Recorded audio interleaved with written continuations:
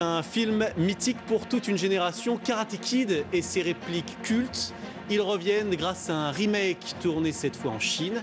Dans le rôle du maître kung-fu Jackie Chan et dans celui du petit scarabée Jaden Smith, le fils de Will Smith. Ils sont tous les deux nos invités. Bonsoir. Bonsoir. Et à tout à l'heure. Dimanche prochain, nous vous ferons découvrir un autre emploi saisonnier, caissier au péage du cinéma maintenant, avec sur ce plateau un visage qui devrait normalement vous rappeler quelqu'un. Il s'appelle Jaden Smith et le prénom de son père, c'est Will. Il a 12 ans et il est à l'affiche de Karate Kid aux côtés de Jackie Chan, qui est également notre invité ce soir. Le film est un remake du classique des années 80. L'action, cette fois, se passe en Chine, mais à part ça, tout y est ou presque. L'élève, donc, le maître et même la fameuse mouche. Regardez, souvenez-vous, Catherine Charles. Un enfant, un maître, ils sont de retour. Encore une fois. Souvenez-vous, Karate Kid, c'était en 1984. Décor de plage californienne, maître japonais pour séance intensive de karaté. Je t'enseignerai le vrai kung-fu.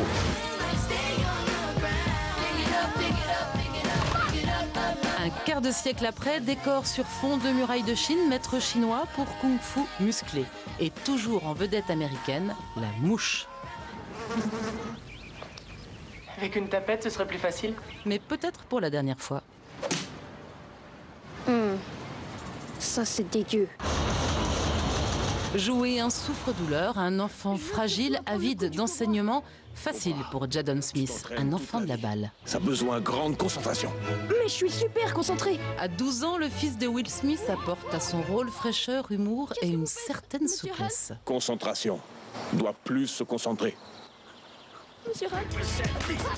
Quant à Jackie Chan, un rôle sur mesure, 40 ans de carrière, sans film, Monsieur Kung Fu est le spécialiste incontesté et incontestable des combats acrobatiques. Vous êtes Yoda et moi, genre un Jedi. Les plus jeunes seront séduits par la musique du film. Jaden Smith chante avec la coqueluche des ados, Justin Bieber. Karate Kid, le remake aux sources du Kung Fu.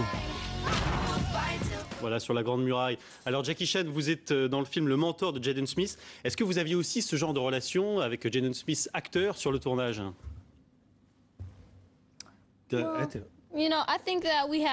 crois qu'on avait une relation assez sympa, pas simplement maître à élève. Enfin, c'est la première fois que je l'ai rencontré en fait. Je crois qu'il était super cool comme gars. Sur les réponses aux interviews, en tout cas, c'est lui votre mentor, hein. Il répond à votre place. Yes. Exactement.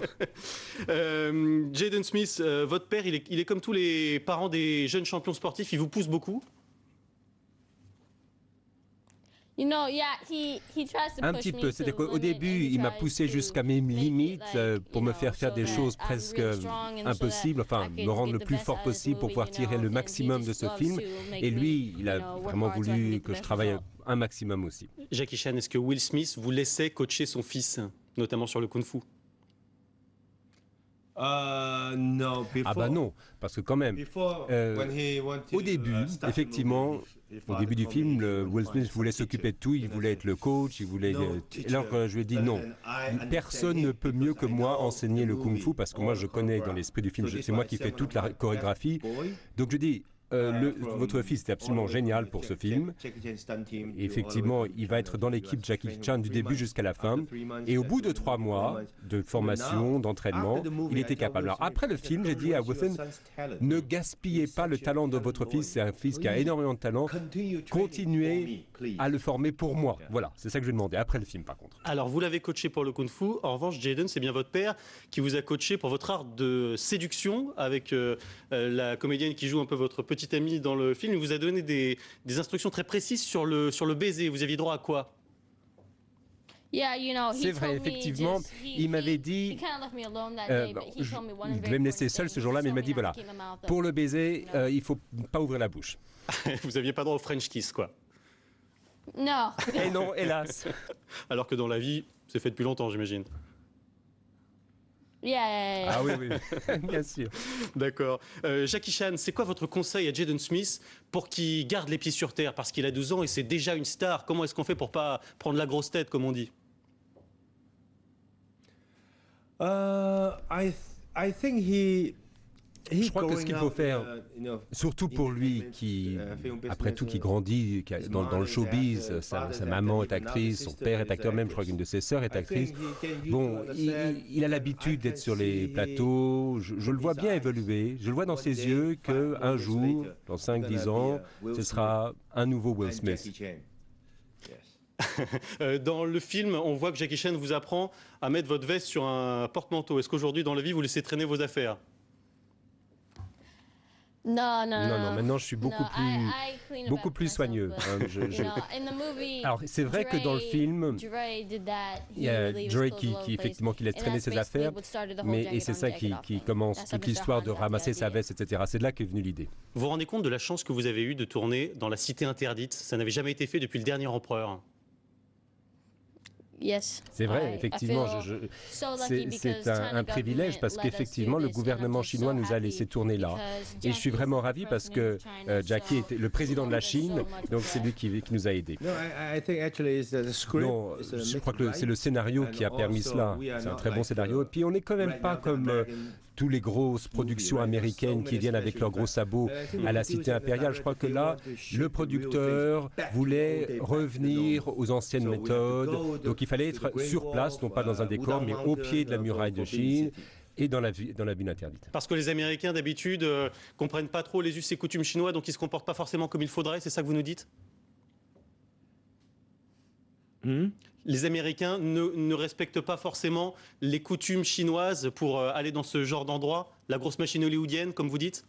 Et oui, c'est un peu le problème. Il faut bien comprendre que maintenant la Chine s'est ouverte depuis quelques années, mais il y a beaucoup de choses, de pays qui ne comprennent pas vraiment la Chine. Et là, la Chine de ce côté ouvre sa culture au reste du monde, c'est un peu aux autres de faire la même chose. Il nous reste quelques secondes, Jackie Chan, je voudrais vous entendre sur un autre dossier. Dans Rush Hour 3, Roman Polanski avait un petit rôle parce que le film se tournait à Paris. Il jouait un inspecteur de police, donc vous le connaissez personnellement. Quel regard vous avez sur les démêlés judiciaires qu'il a connus récemment? Ça c'est une histoire personnelle et là je ne sais pas trop ce qui a pu se passer parce qu'après tout, ces histoires remontent il y a très longtemps, on était très jeune à l'époque. Et puis, l'actualité ne concerne pas tellement la Chine. On s'intéresse à Polanski dans sa vie privée. Je ne comprends pas pourquoi on fait une telle histoire autour de ça. C'est un immense réalisateur. Karate Kid donc sort en France le 18 août et ça a déjà cartonné aux États-Unis. C'est intéressant de découvrir évidemment le fils de Will Smith parce que c'est un multi-performeur, il danse beaucoup également, et aussi de voir Jackie Chan dans un registre dans lequel on ne connaît pas forcément en France, en homme blessé. C'est vrai que c'est un rôle plus complexe que ce qu'on pourrait croire. Merci infiniment à tous les deux. Fin de cette édition, dans quelques instants, du cinéma encore, mais plus franco-français, avec le film Jean-Philippe, Fabrice Lucchini qui fait un cauchemar, et si Johnny n'était pas devenu Johnny. Ce sera juste après la météo de Louis Baudin. Demain, pour l'information, vous retrouvez Jacques Legros à 13h, Harry Roselmack à 20h. Excellente soirée à tous sur TF1.